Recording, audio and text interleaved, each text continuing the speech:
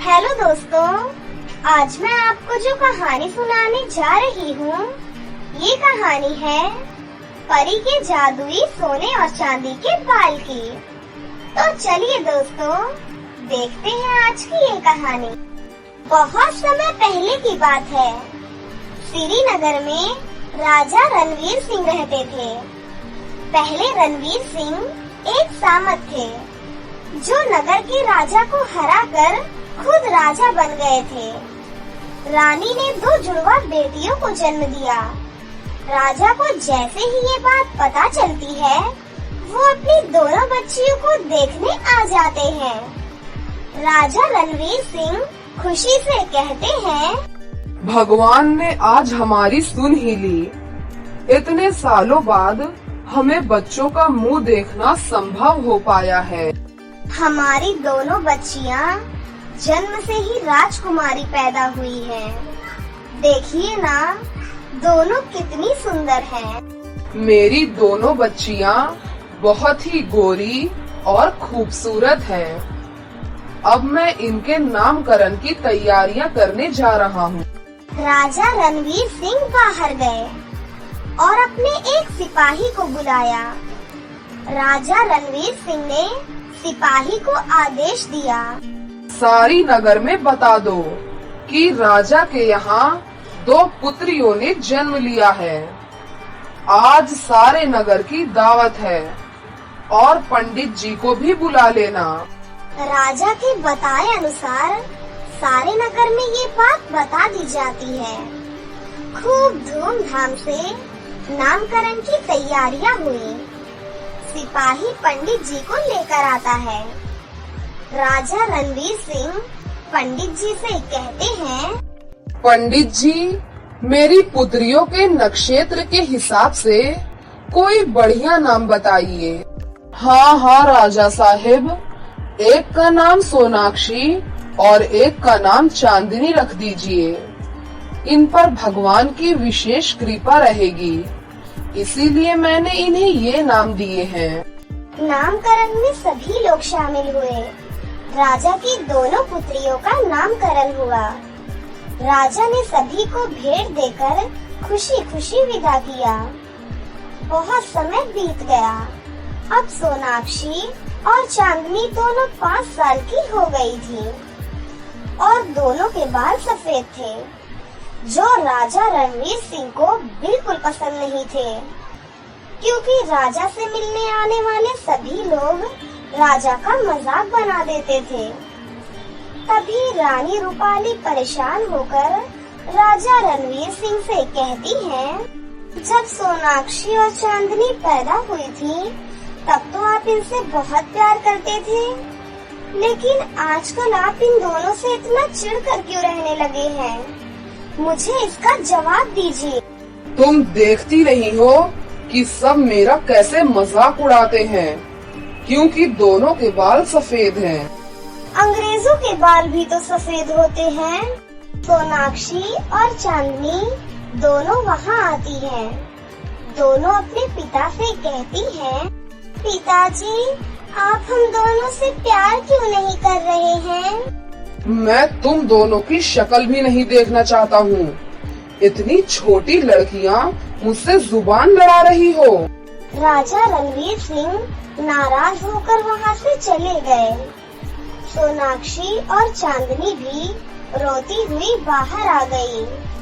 रानी रूपाली परेशान होते हुए कहती हैं, अब मैं क्या करूं?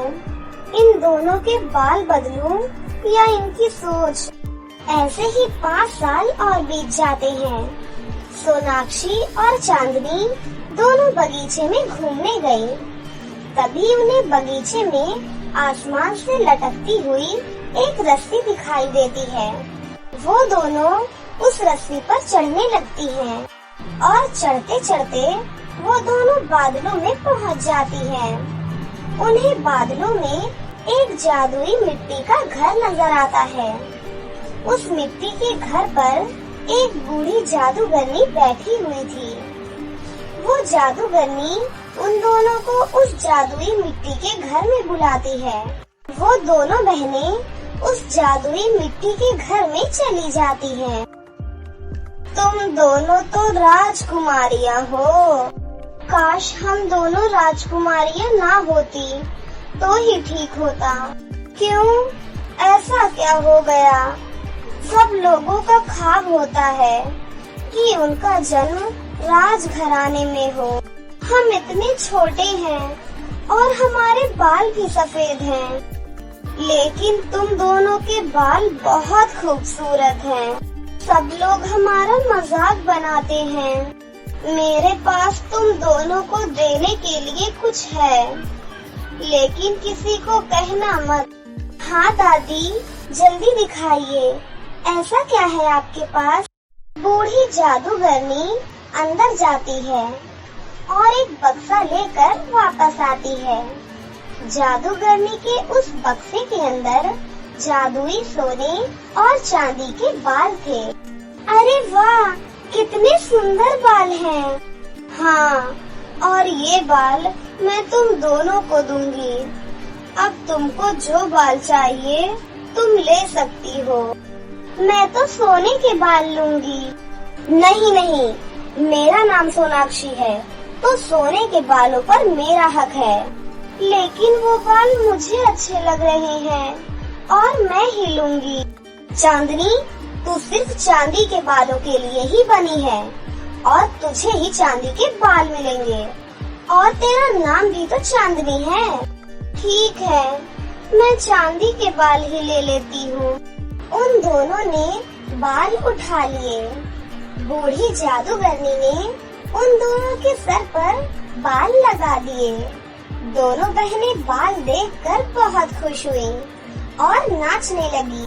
सुनो, मैं तुम्हें एक बात बताना भूल ही गई। अब तुम दोनों के बाल कभी नहीं निकलेंगे।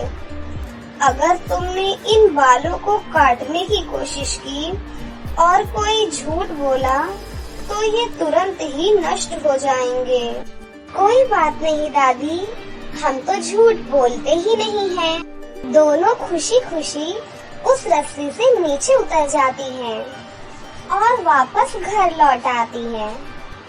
राजा रणवीर सिंह और रानी रूपाली जादुई बाल देखकर बहुत खुश हुई। रणवीर सिंह खुशी से कहते हैं, पंडित जी ने बिल्कुल सही कहा था, मैं ही गलत था। राजा को अपनी गलती का एहसास हुआ। अब ये बात पूरी नगर में फैल गई। सभी लोग अब दोनों बहनों की तारीफ करने लगे थे। लोग दूर दूर से दोनों बहनों के जादुई बाल देखने आने लगे। 8 साल बाद सोनाक्षी और चांदनी तलवार चलाना सीख रही थी।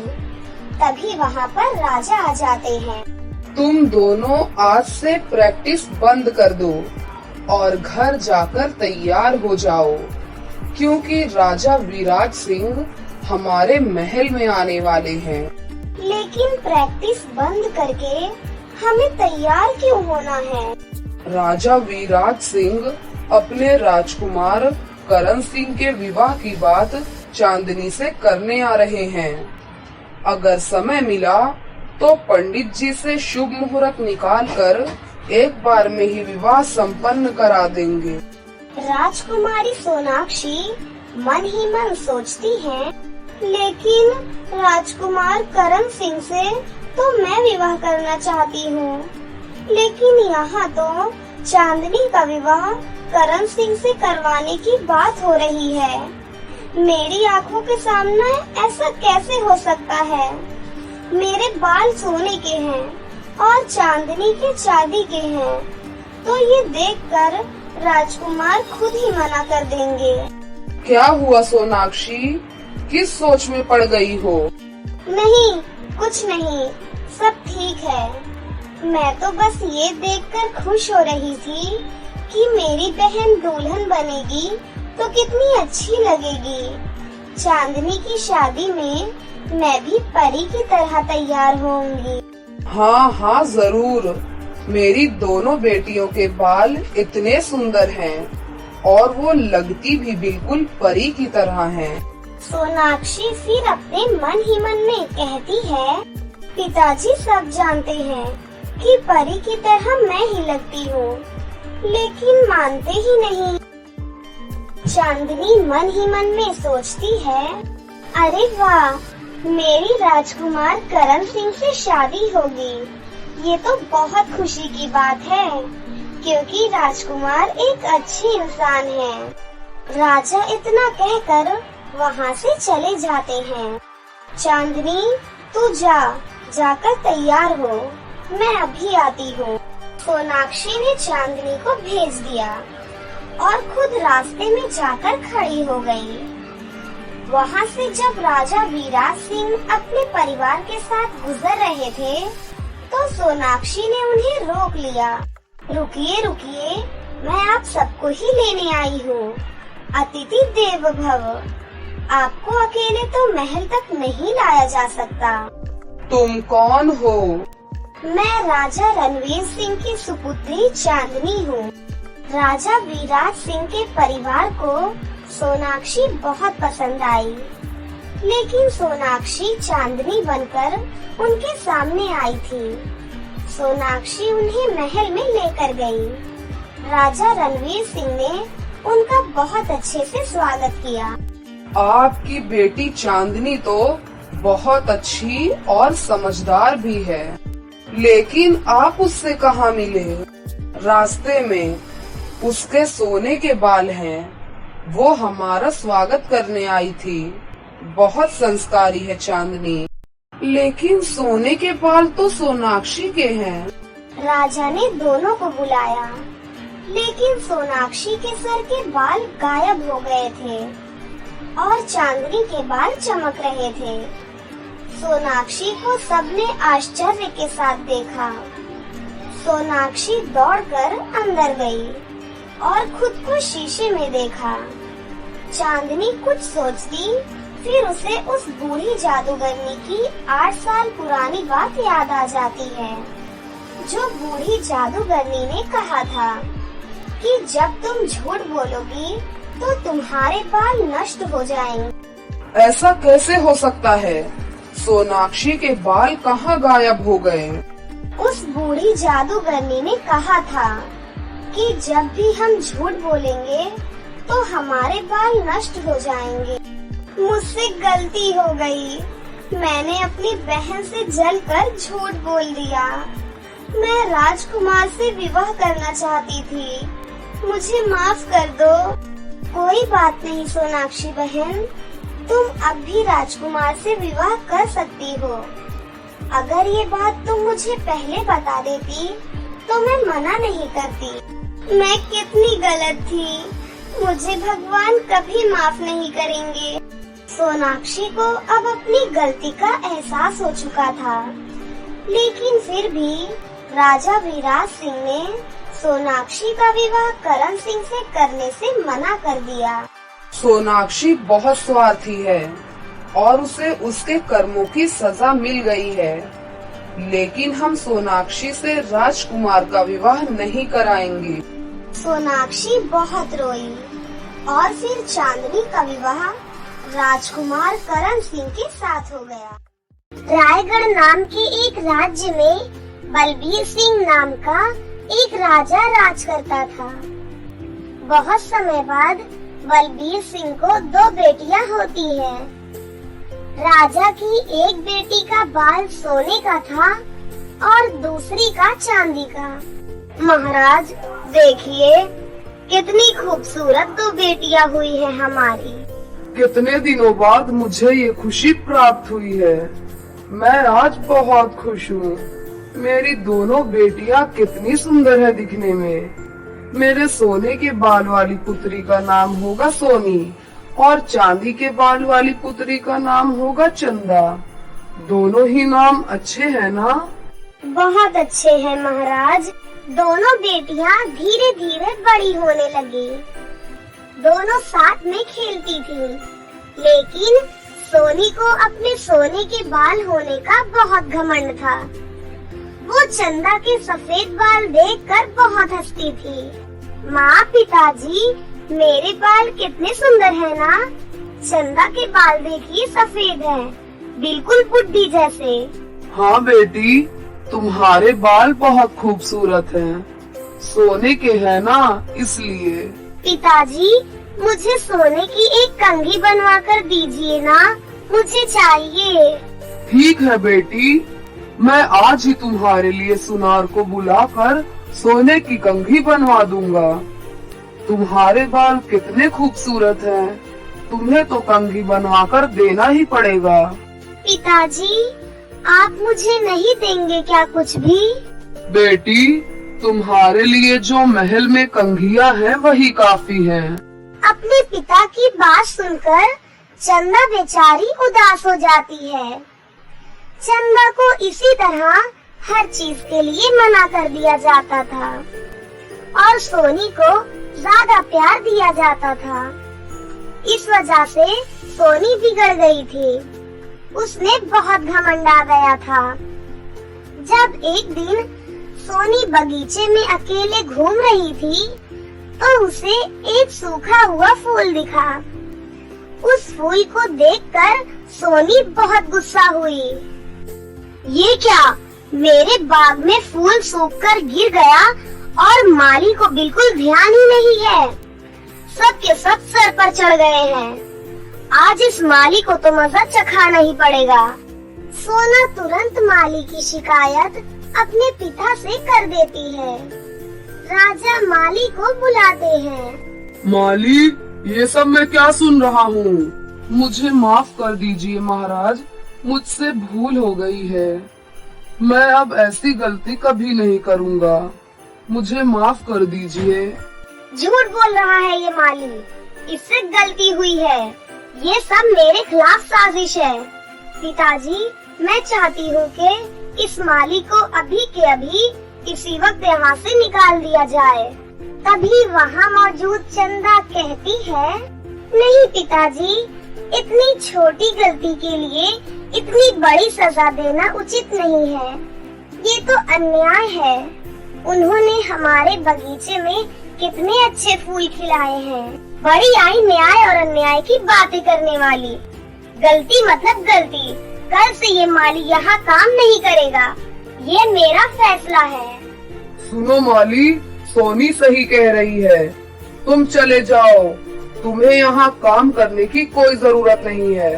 माली मायूस होकर महल से चला जाता है, लेकिन उसे सोनी पर बहुत गुस्सा आ रहा था। कुछ देर बाद राजा के पास एक खत आता है। महारानी, मेरे प्रिय दोस्त रामू प्रताप ने हमें पूरे परिवार के साथ आमंत्रित किया है। हमें कब जाना होगा महाराज? कल सुबह महारानी। अगले दिन सुबह राजा सब परिवार के साथ अपने दोस्त रामू प्रताप के पास चले जाते हैं। आओ आओ आओ मेरे प्रिय मित्र रामू, कितने दिनों बाद हमारा मिलना हुआ है। रामू प्रताप का बेटा राजू प्रताप सिंह भी वहीं मौजूद था। राजू को देखकर सोनी मन ही मन सोचती है कि वाह, कितना सुंदर दिखता है राजकुमार राजू प्रताप, और मैंने सुना है ये बहुत वीर भी है। मुझे ऐसा पति ही तो चाहिए। थोड़ी देर बाद महाराज बलबीर सिंह और महाराज रामू प्रताप सिंह शिकार पर चले जाते हैं।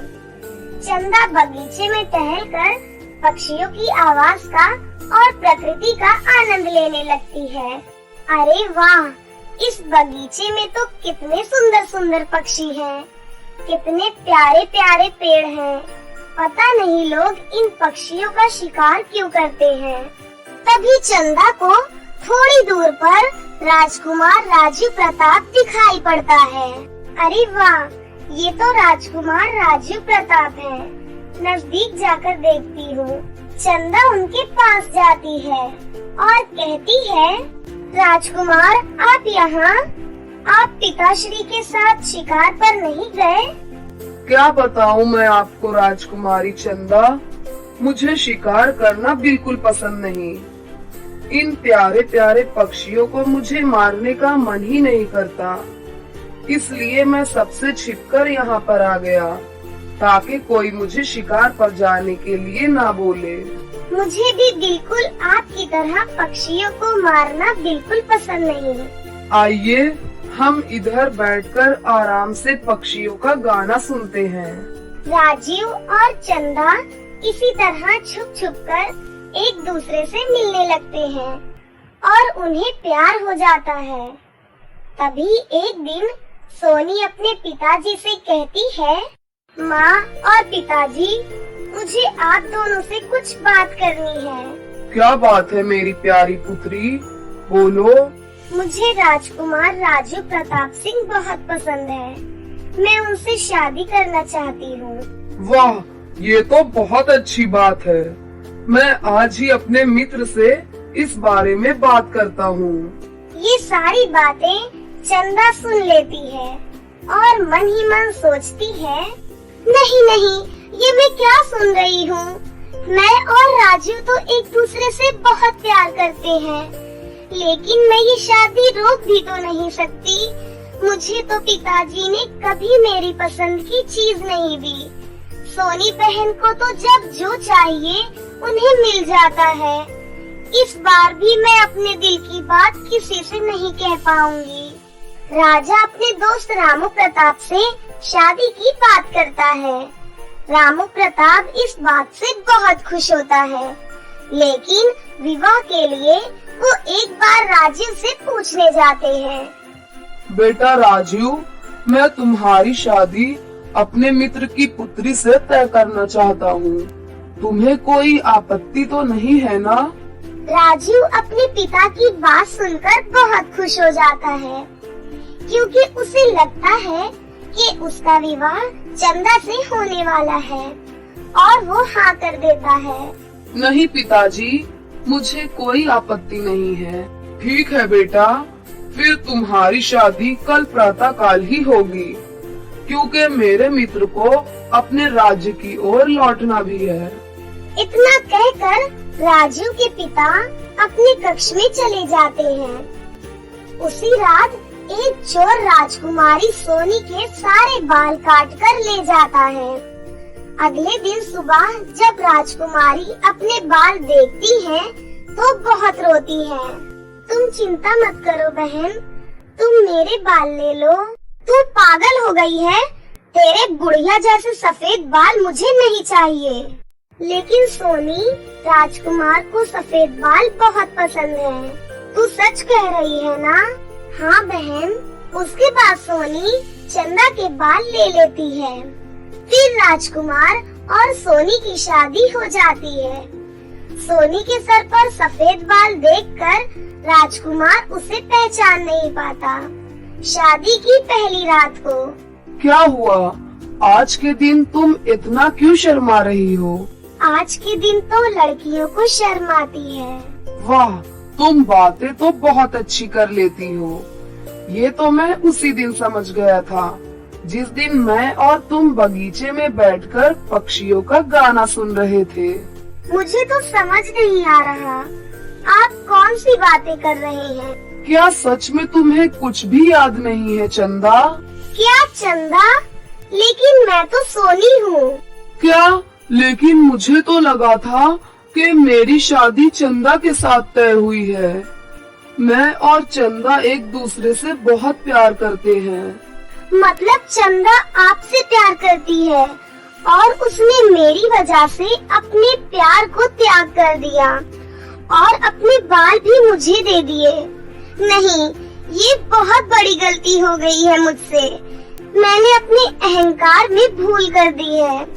इस भूल को मुझे सुधारना होगा। उसके बाद सोनी अपने माता पिता को सारी बात बताती है। ये बात सुनकर उनको भी बहुत बुरा लगता है। वो चंदा के त्याग पर गर्व करते हैं। बचपन से लेकर आज तक बेटियों के भेदभाव के लिए उससे माफी भी मांगते हैं और चंदा और राजू की शादी करवा देते हैं। एक बार की बात है, गर्मियों का समय था। दूर पहाड़ियों में जौनपुर नाम का एक गांव था। जौनपुर गांव में बहुत तेज गर्मी पड़ रही थी। गर्मी से सभी लोगों का बुरा हाल था। उसी गांव में पिंकी नाम की एक लड़की दोपहर के समय कोल्ड ड्रिंक बेचने आया करती थी। पिंकी पास के गांव में ही रहती थी। पिंकी जब 6 साल की थी तभी उसके माँ बाप एक कार एक्सीडेंट में बचपन में ही चल बसे थे। पिंकी पढ़ने लिखने में बहुत तेज थी, लेकिन अनाथ होने के कारण वो कोल्ड ड्रिंक बेचकर अपना गुजारा कर रही थी। पिंकी दिखने में बहुत सुंदर थी और उसके सर पर उसके सुनहरे बाल उसकी सुंदरता पर 4 चांद लगाते थे। रोजाना की तरह आज भी पिंकी गांव में कोल्ड ड्रिंक बेचने आती है। पिंकी बचपन से ही उसी गांव में कोल्ड ड्रिंक बेच रही थी, इसलिए उसकी सभी कोल्ड ड्रिंक तुरंत ही बिक जाती है। पिंकी के सुनहरे बालों की चर्चा पूरे गांव में थी। गांव वालों में उसके बालों को लेकर बहुत कहानियां थी। कोई कहता कि उसके बाल सोने के हैं, तो कोई कहता कि उसके बाल जादुई हैं। वो जादू से कुछ भी कर सकती है, परंतु पिंकी को इस बारे में कुछ नहीं पता था।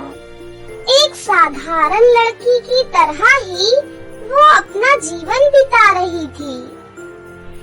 एक दिन कोल्ड ड्रिंक बेचकर वो घर जाती है, तो वो अपनी माँ बाप की तस्वीर से बात करते हुए कहती है, माँ, पिताजी, गांव वाले मेरे बालों के बारे में बहुत अलग अलग बातें करते हैं। क्या ये सच में जादुई या सोने के बाल हैं? क्या सच में माँ किसी के बाल सोने के हो सकते हैं? वो अपने माँ पिताजी से बातें कर ही रही होती है कि अचानक उनकी फोटो में से आवाज आती है, हाँ बेटा, तुम्हारे बाल जादुई हैं। पिंकी आश्चर्य से इधर उधर देखती है कि आवाज कहाँ से आ रही है। तभी पिंकी की माँ कहती है, बेटा, मैं तुम्हारी माँ बोल रही हूँ तस्वीर से। माँ, क्या सच में आप तस्वीर से बोल रही हो? मुझे तो यकीन ही नहीं हो रहा। हाँ बेटा, मैं तस्वीर से ही बोल रही हूँ और मैं सब जानती हूँ कि लोग तुम्हारे बारे में क्या क्या बोलते हैं।